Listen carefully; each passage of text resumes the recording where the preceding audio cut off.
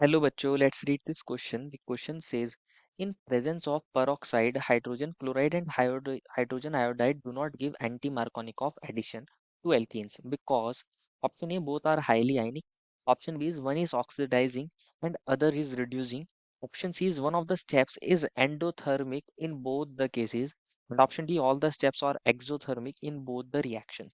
बच्चों इस क्वेश्चन में हमसे पूछा है कि जब हम पेरोक्साइड को लेते हैं और हम एल्कीन्स के अंदर एडिशन कराते हैं हाइड्रोजन क्लोराइड और हाइड्रोजन आयोडाइड का, तो वो आयोडाइड हाइड्रोजन आयोडाइड और हाइड्रोजन क्लोराइड हमें एंटी मार्कोनिक ऑफ एडिशन नहीं देते।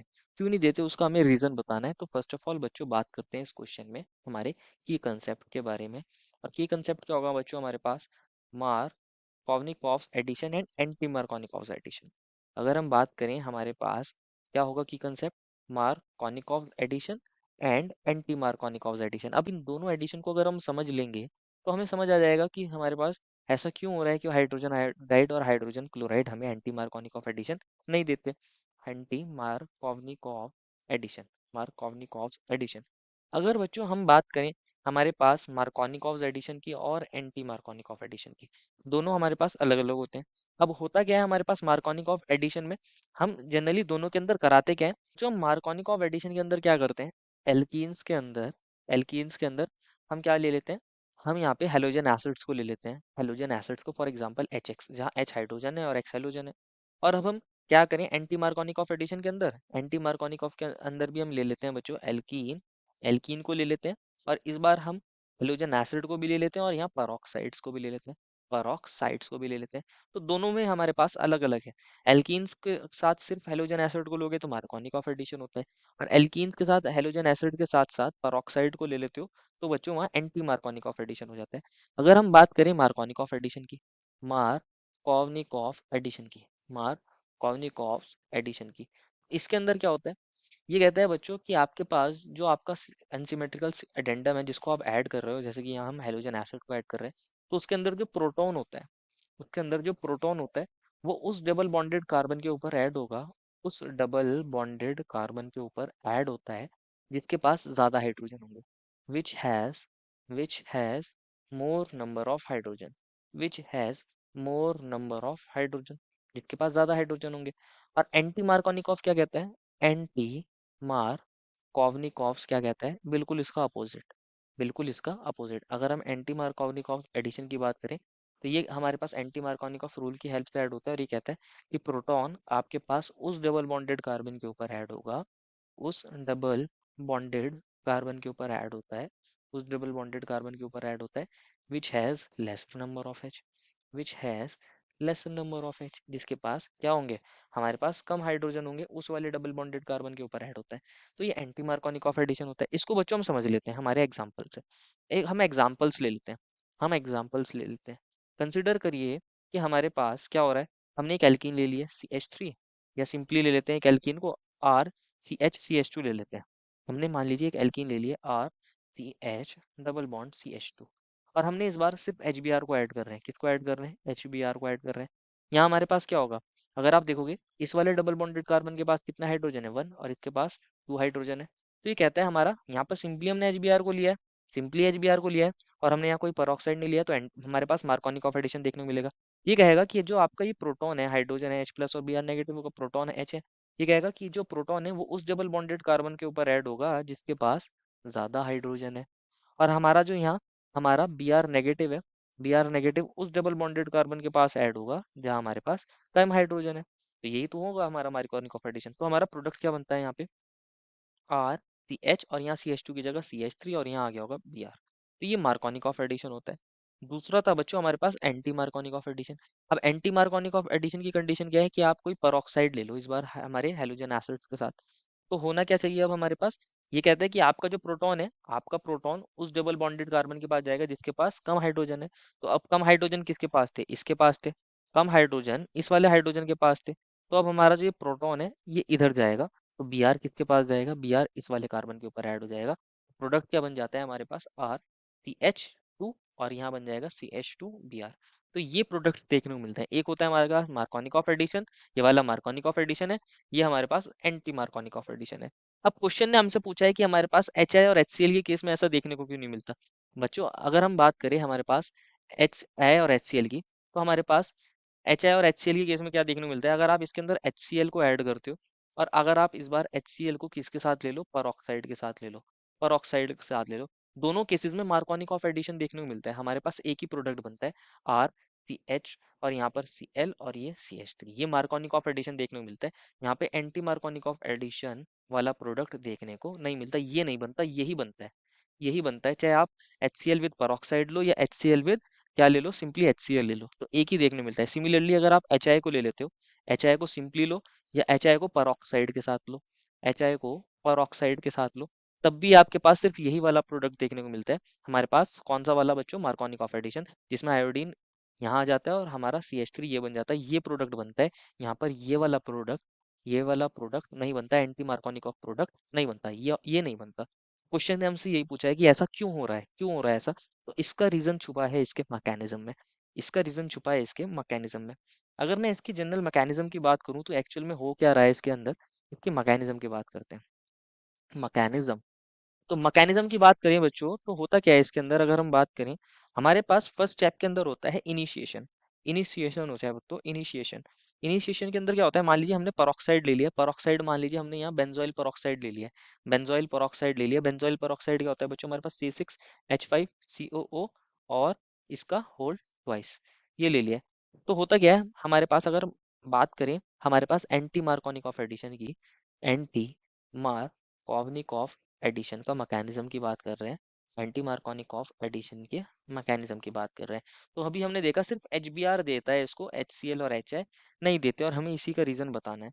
तो होता क्या है इसके अंदर, मान लीजिए मेरे पास ये एल्कीन है, CH3 CH double bond CH2, और इसमें मैं HBr को ऐड कर रहा हूँ, और मैंने बेंजोइल पेरोक्साइड ले लिया, क्या ले लिया, बेंजोइल पेरोक्साइड C6H5, और यहाँ इसका COO का होल ट्वाइस, ये ले लिया, और हीट भी कर रहे हैं इसको मान लीजिए।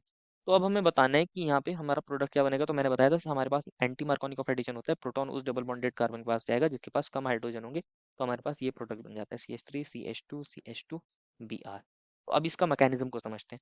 अगर मैं इसके मैकेनिज्म की बात करूँ तो मैकेनिज्म में फर्स्ट स्टेप क्या होता है, स्टेप फर्स्ट होता है हमारे पास इनिशिएशन। क्या होता है बच्चों, इनिशिएशन, जिसके अंदर हमारे फ्री रेडिकल्स जनरेट होते हैं। तो होता क्या है, मान लीजिए मेरा बेंजोइल पेरोक्साइड है C6H5, और इसको मैं लिख सकता हूँ C डबल बॉन्ड O, और ये O, और ये O, और ये C डबल बॉन्ड O, और ये C6H5। कभी कभी बच्चों यहाँ पे हम हाइड्रोजन पेरोक्साइड को भी ले लेते हैं, वो भी हमारा क्या होता है, हमारे पास पेरोक्साइड होता है। जब हम हीट करते हैं इसको बच्चों, तो यहाँ होमोलिटिक हमें देखने को मिलती है फिशन, होमोलिटिक क्लीव हो जाता है ये वाला बॉन्ड, ये वाला इलेक्ट्रॉन, ये वाला इलेक्ट्रॉन, ये इसके पास, ये वाला इलेक्ट्रॉन इसके पास। तो हमारे पास क्या बन जाते हैं, दो यूनिट्स बन जाती हैं C6H5CO O रेडिकल की, दो बन जाएंगे बच्चों हमारे पास। ये इनिशिएशन स्टेप होता है, ये हमारे पास इसके अंदर ये फर्स्ट। इसके अंदर अब क्या होगा, ये जो रेडिकल्स बने हैं इसमें से हम एक को पकड़ लेते हैं, ये C6H5 C double bond O, और यहाँ हमारे पास क्या होगा, हमारे पास ये O रेडिकल है। अब क्या होता है, यहाँ पे हमारे पास कार्बन डाइऑक्साइड बन जाती है।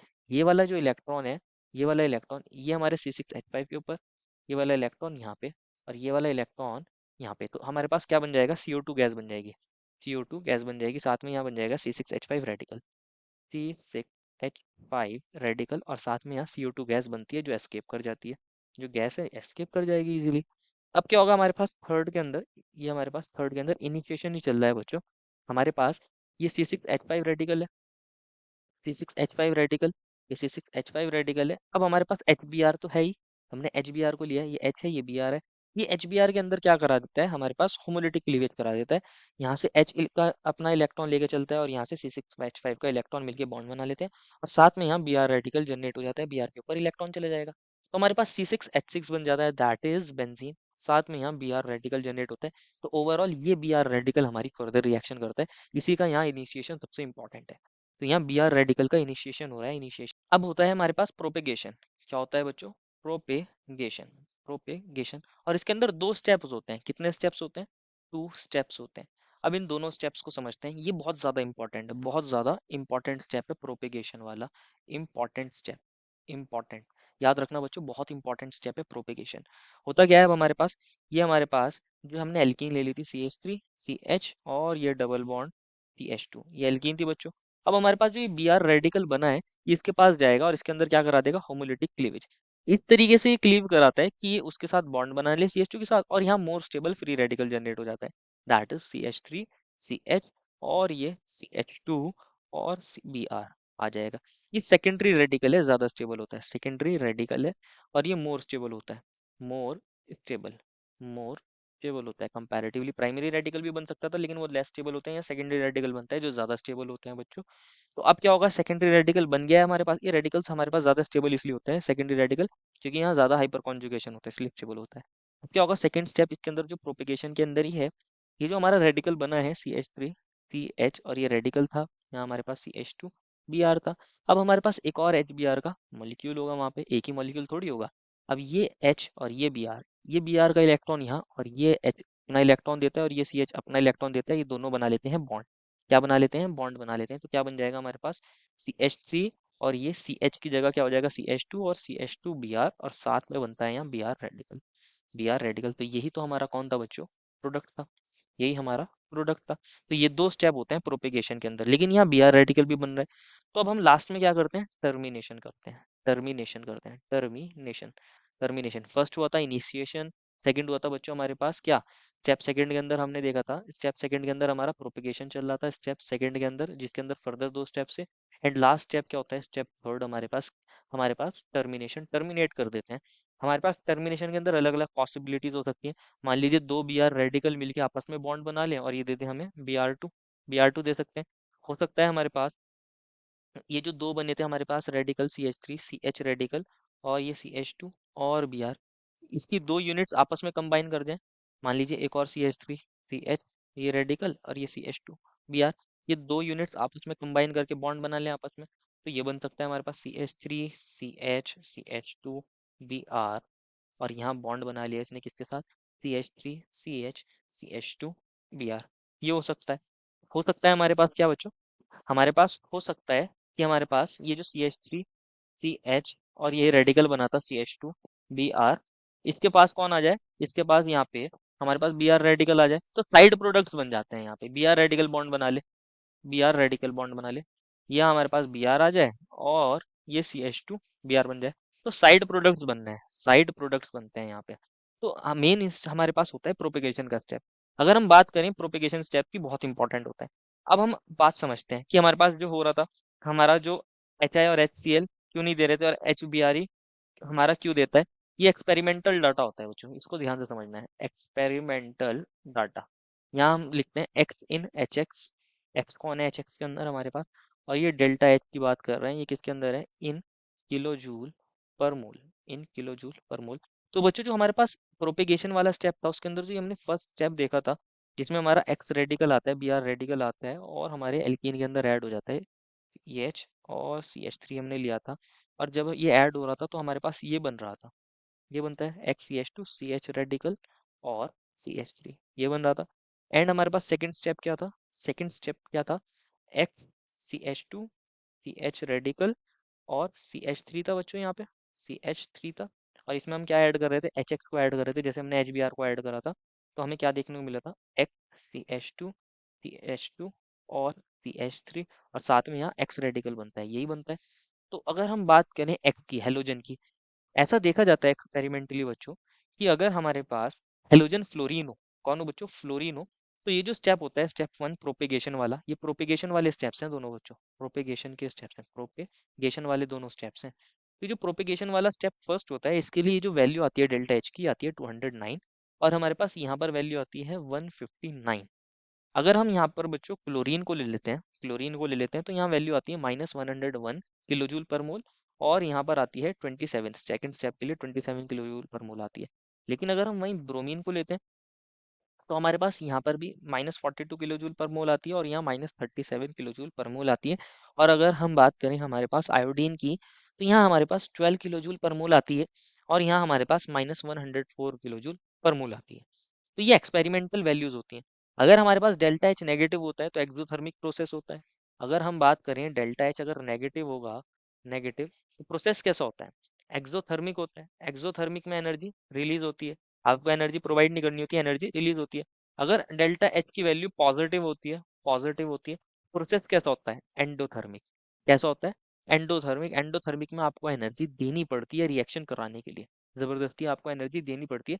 तो जो हमारे पास एक्सोथर्मिक प्रोसेस होते हैं, अगर हम बात करें एक्सोथर्मिक प्रोसेस, एक्सोथर्मिक प्रोसेस के अंदर क्योंकि एनर्जी रिलीज होती है एक्सोथर्मिक प्रोसेस के अंदर, तो ये जो होते हैं थर्मोडाइनमिकली फेवर्ड होते हैं, थर्मोडाइनमिकली फेवर्ड होते हैं, थर्मोडाइनमिकली फेवर्ड होते हैं।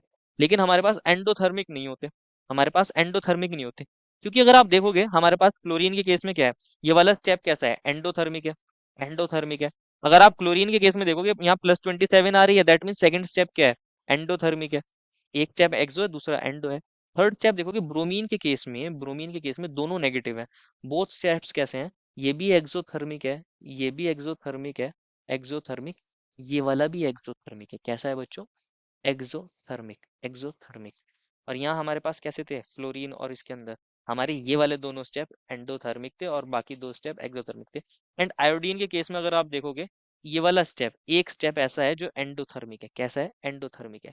क्योंकि हमारे पास ब्रोमीन के केस में दोनों स्टेप्स कैसे होते हैं, एक्सोथर्मिक होते हैं, इसलिए थर्मोडायनेमिकली फेवर्ड होता है और यहाँ एंटी मार्कोनिक ऑफ एडिशन हो जाता है। लेकिन जो हमारा आयोडीन है उसके अंदर देखोगे ये वाला स्टेप कैसा है, एंडोथर्मिक, तो ये थर्मोडायनेमिकली फेवर्ड नहीं होता। सिमिलरली क्लोरीन के केस में ये वाला स्टेप एंडोथर्मिक होता है, थर्मोडायनेमिकली फेवर्ड नहीं होता, इसलिए ये दोनों हमारे इस रिएक्शन को, इस एंटी मार्कोनिक ऑफ एडिशन को नहीं देते। यही हमसे पूछा गया था क्यों नहीं देते, तो ये एक्सपेरिमेंटल डाटाज की हेल्प से आता है कि इनमें से एक स्टेप ऐसा होता है जो एंडोथर्मिक होता है, जो हमें ऑप्शन सी में दिया है, तो हमारा ऑप्शन सी हो जाएगा। ऑप्शन ए में बोला है बोथ आर आयनिक, ये वाली बात नहीं होती, ये वाला भी गलत हो जाएगा। ऑप्शन में बोला है one is oxidising and other is reducing, ये वाली बात भी गलत होती है। सारे स्टेप एक्सोथर्मिक होते हैं, ये वाली बात गलत हो जाएगी। एक स्टेप एंडोथर्मिक होता है हमारे पास दोनों केसेस में, इसलिए यहाँ पे हमारे पास एंटी मार्कोनिक ऑफ एडिशन नहीं होता। देखो final answer is option number C. I hope you understood it well and best of luck.